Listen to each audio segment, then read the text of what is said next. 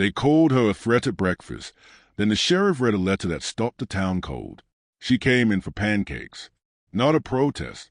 Not a problem. Just breakfast. Her name was Mrs. Darnell Hughes, 68 years old, Army veteran, a woman who'd buried a husband, raised 2 boys, and could still lace her boots faster than most 20-somethings. She met her friend Andre Wallace at the booth in the back like she always did. Andre, a former Marine Corps medic, had a limp that told you more about his past than words ever could. Millie's diner was their spot. It smelled like fryer oil and forgiveness, a place where the eggs came greasy, and the coffee always came with a story. But that morning, it wasn't the smell of bacon that filled the room. It was the sound of a deputy's boots hitting tile. Deputy Renshaw walked in fast. Too fast. Eyes locked on Darnell and Andre like a missile with a mission. No good morning. No may I help you. Just, I need to see your IDs. And just like that, a peaceful breakfast turned into a confrontation. Andre didn't flinch. Darnell sat still. The kind of still you learn after decades of being underestimated. The diner hushed. Forks paused midday. Phones tilted toward the tension. Bianca Ramirez was the first to hit record. Local freelance. Phone always ready. She captured every second. Darnell asked a simple question. Why? No answer. Renshaw just repeated himself. Louder this time. Like volume proved authority. Jolene behind the counter gripped her towel. Mrs. Ferguson across the room whispered to her husband, and the whole diner watched 2 veterans be treated like trespassers for sitting down to eat. 10 minutes later, Renshaw left. No apology, no correction. Just walked out like nothing had happened. But the silence he left behind, it wasn't quiet. It was boiling. Lieutenant Drury arrived soon after, trying to soften the moment with words like protocol, review, temporary leave. Andre raised an eyebrow. Suspension. Darnell's voice stayed calm, but the weight in it made the air heavy. Appreciate you saying that out loud. Then Jolene broke, voice cracking like the edge of a dam. This ain't the first time he's done this. 2 weeks ago he accused a delivery man of stealing because he didn't recognize him, didn't say sorry, didn't even look back. Drury's notepad stayed still. No one moved. Mrs. Ferguson's voice rose gently. We've seen these 2 in here for years. They've done more for this town than half the people walking around with badges. Bianca's phone swept across the room, capturing nods. Tension. Truth. Jolene said it clear. Andre helped a man who collapsed here last summer. Darnell fixed my steps after that storm. You think those are the kind of folks who come here to stir trouble? Drury finally said it. This department needs better training. And maybe this is a start. Andre leaned in. Training is one thing. Accountability is another. Bianca asked, will this review be public? Drury paused. I'll recommend it. Transparency matters. Outside, the ripple had already begun. People were sharing the video, commenting, calling for change.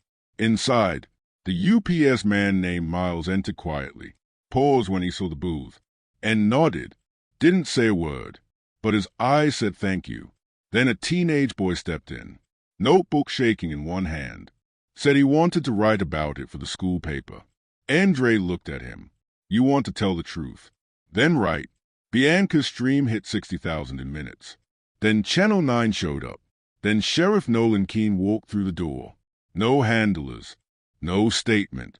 Just a man in uniform older than time, with boots that still carried weight. He asked to speak. They let him, and he read a letter. Right there, in front of the camera, in front of the town. To Sergeant Darnell Hughes and former Marine Corps medic Andre Wallace. You deserve better. Better respect. Better judgment. Better service from those sworn to protect you. We recognize your decades of sacrifice and regret that our actions fail to reflect the gratitude you're owed. This will be investigated thoroughly, not just to assign blame, but to rebuild trust. As he finished, a hush fell. Then, applause. Not the loud kind, but the honest kind. Inside, Bianca showed the stream chat to Darnell. People crying, people sharing, people saying, this is the kind of sheriff every town needs. Jolene came over, a bag of food. 2 coffees, 10 breakfasts on the house. You earned them. Then Marcia from the antique shop stepped up, hands shaking, holding a folded flag in a weathered case. My father served in Vietnam. He left me this. I always said I'd give it to someone who reminded me of him. Darnell accepted it, softly, with reverence, not for the gift, but for what it meant. Then Deputy Vega entered. No cameras followed. Just him. I work with Renshaw. What happened doesn't represent all of us, but I know words aren't enough. Darnell shook his hand. Then back it up. Every day. Outside, the sheriff was shaking hands with protesters. Inside, the tension gave way to something quieter. Andre looked at Darnell. Didn't think pancakes would turn into a national moment. Darnell smirked. Life hands you messes. You either clean them up, or let them rot. And then, the diner emptied. The news vans left. The livestream ended. But the questions remained. Would anyone remember when the cameras were gone? Andre said, You remember Iraq, when I told that convoy commander? I wasn't lost, just tired of marching in circles. You got written up for that. Yeah, but I said it anyway. They stood shoulder to shoulder, like they always had. A boy on a bike rode past, stayed, waved, rode on. You think he'll remember this day? Only if someone talks to him about it. Andre nodded. That's what I'm afraid of. Darnell asked, Why didn't you just hand over your ID? Andre answered without blinking. Because I'm done playing small to make people comfortable. I gave this country both hands and one good knee. I don't owe anyone proof of my humanity. Darnell placed a hand on his shoulder. That's why I didn't stop you. In the booth, their military IDs still sat beside the folded flag, a pie box wrapped in foil nearby. Jolene said, That's the first time in 20 years I've seen a sheriff apologize inside this diner. Feels like overdue homework finally turned in. Still waiting to see if the grade sticks. And then, Mrs. Pierce came in, pie in hand. My husband would have been furious if he saw what that deputy did. So I baked something. Andre smiled. We're taking this one. No debate. And behind the laughter, behind the kindness, there was a truth. They didn't want fame. They didn't ask to go viral. They just wanted peace. But what they got was a mirror held up to a town, and maybe to a country. One quiet morning, 2 veterans, a folded flag, a sheriff who finally said, We got it wrong, and a reminder that your story has power, even if it starts over eggs and coffee. So if this moved you, don't scroll past.